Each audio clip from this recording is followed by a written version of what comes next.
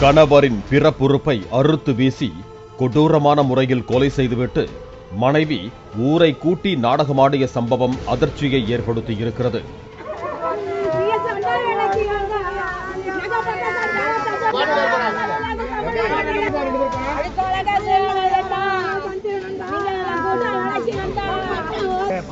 அரியலூர் மாவட்டம் கல்லங்குறிச்சி அருகே உள்ள பெரிய ஆனந்தவாடி கிராமத்தை சேர்ந்தவர் கூலி தொழிலாளி சின்னப்பா. இவருக்கு பழனியம்மாள் என்ற மனைவியும் ஒரு மகளும் மகனும் உள்ளனர். மகன் வெளிநாட்டில் வேலை பார்த்தும் மகள் திருமணமாகி பக்கத்து ஊரிலும் இருந்து வந்தனர். இந்த நிலையில் கடந்த 17ஆம் தேதியன்று பழனியம்மாள் அக்கம் பக்கத்தாரிடம் தனது கணவர் மது போதையில் இறந்துவிட்டார் என கூறியுள்ளார். இதனையடுத்து இறுதிச் சடங்கு செய்ய வீட்டில் பந்தல், சேர் ஆகியவை இறக்கி வைக்கப்பட்டிருந்தன.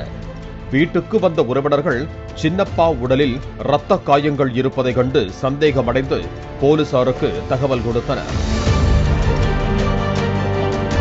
சம்பவ இடத்திற்கு விரைந்து வந்த மாவட்ட காவல்துறை கண்காணிப்பாளர் செல்வராஜ் மற்றும் ஜெயங்கொண்டம் காவல்துறை துணை கண்காணிப்பாளர் சீராளன் ஆகியோர் சின்னப்பாவின் உடலை கைப்பற்றி அரியலூர் அரசு மருத்துவக் கல்லூரி மருத்துவமனைக்கு பிரேத பரிசோதனைக்காக அனுப்பி வைத்தனர். சின்னப்பாவின் மனைவியிடம் நடத்திய விசாரணையில் பல அதிர்ச்சி தகவல்கள் வெளியாகி உள்ளன.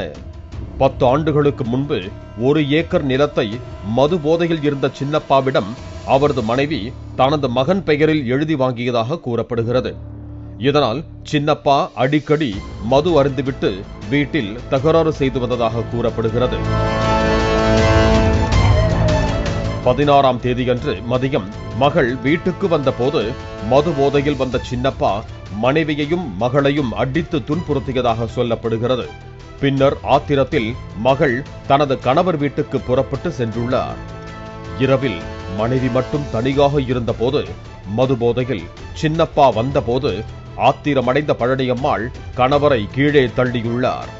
கத்தியால் கை கால்களின் நரம்புகளை அறுத்தும் வெறி அடங்காத பழனியம்மாள் கணவரின் பிறப்புறுப்பையும் அறுத்து வீசியுள்ளார்.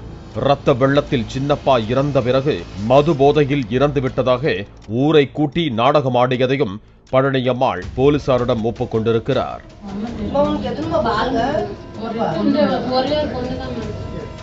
இதையடுத்து இரும்புலிக்குறிச்சி போலீசார் பழனியம்மாளை கைது செய்ததோடு இந்த கொலையில் வேறு யாருக்கும் சம்பந்தம் உள்ளதா என்ற கோணத்தில் விசாரணை நடத்தி வருகின்றனர்.